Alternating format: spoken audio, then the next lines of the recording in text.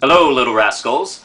I have a new DC Comics reboot review, and it is brought to you by my own self-published comic book, Red Knight. Issue 1 is out right now, and number 2 is coming out very soon.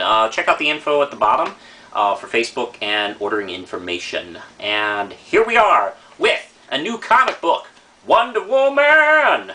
And this is issue 1 with Brian Azzarello and Cliff Chang. And it's part of the new 52. And let's see, I've seen a couple approaches now that I'm kind of like seeing over and over again. There's you can break these approaches down for the first issues. Like specifically, my favorite example of this is Batwoman #1, where Williams throws us into a situation and introduces us to our main character and her supporting cast, giving us backstory of what's happening, what has happened to the character, and what the current story arc is going to be for the next few issues or something like that, which kind of gives us all good kind of look. Almost, actually, Batwoman #1 reminds me a lot of the 0 Hour issues, the Zero issues. You know, what the best ones did all that. Oh, what's 0 Hour? Well, it's the DC reboot Part 2. This is the third of the really big reboots that DC's done, so, you know, calm down with your historic talk. I suppose every time we elect a president, that's historic too, but, you know, anyway. Issue 1 is a different approach that Azzarello takes. He throws us into a situation, and we get to meet Wonder Woman. She's thrown into an adventure, quite literally, catching her off guard. And we just go from there. And what backstory? I don't care. We got a story. We got like people to fight and, you know, people to save and shit like that. That's what the approach he takes. Almost to the point where I'm willing to believe he didn't know exactly what was going on, so he decided, let me just play it safe and just do a story where you kind of know, yeah, this is Wonder Woman. I can just throw Wonder Woman in here, and I'll figure out what the fuck we're doing else, you know, as soon as, you know, I get this story arc through. So, which is actually a pretty wise approach. So, you know, basically you can space out the backstory, figure out, you know, what fits into where, and, you know, because I gotta feel, sorry, I'm sure some of these writers, like, maybe knew half of what was going on, if that. So, it's almost like flying blind, really. And I believe this god that we meet here, this actually travels all over the world in just a few pages. Apollo, we think he is trying to get some kind of, you know, message to himself, trying to figure out what's going on. Then we quickly shoot to this creepy, feathered, cloaked character in Virginia. Nowhere specifically in Virginia, but Virginia. And the way she creates centaurs is pretty horrifying, actually.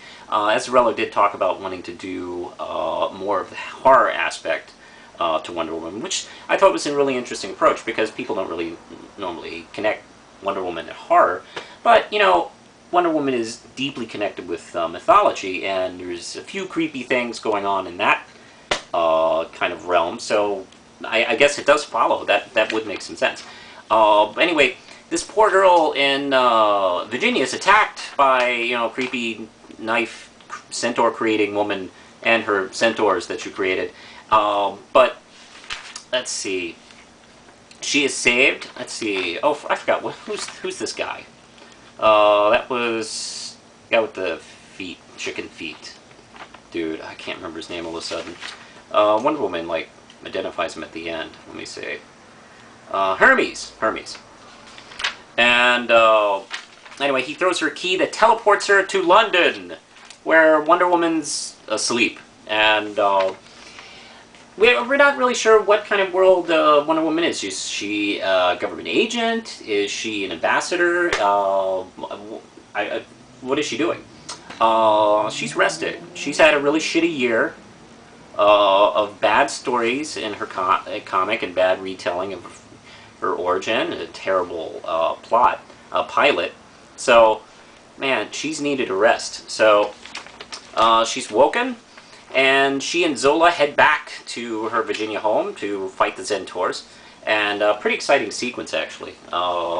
Really take Cliff Chang and Azzarello puts together a really cool action sequence, actually. Probably one of the better action sequences I've seen in the new DC reboot books so far. Whoops. Then Hermes drops the drops a bomb here as to why everybody's trying to kill her. Maybe I'll get to that when I talk about issue 2, which I will be buying. I have to say, I've really missed Wonder Woman, and I had already heard some reviews of other people, and this is a really well-received, well-reviewed book. Congratulations, guys. And I do wonder if it's just their opening act was really bad. I mean, let's see. You ever go to a concert and that opening act is really god-awful, and they're just painful, and it's an awful, painful 20 minutes. And then the regular band comes on, and I'm like, oh, thank God, woohoo, all right. Yeah, GMS opened up for this. The pilot was bad, too. And it's just so refreshing to pick up a Wonder Woman comic and just enjoy it and have fun and not be pissed off the whole time you're reading it. Oh, my God. It's just a refreshing break. And, you know, it ain't brain surgery. You know, pretty successful comic books can be done. I don't know why. It's just crazy. But I really enjoyed this a lot. And, you know, like I said, Azzarello really didn't worry about, you know, continuity building or anything like that. Let's just kick the shit out of some monsters. And that's what we do here. Highly recommend this. This is 5 RAM chips. I really like this a lot. I think that's about it right now, so push the button, Lindsay.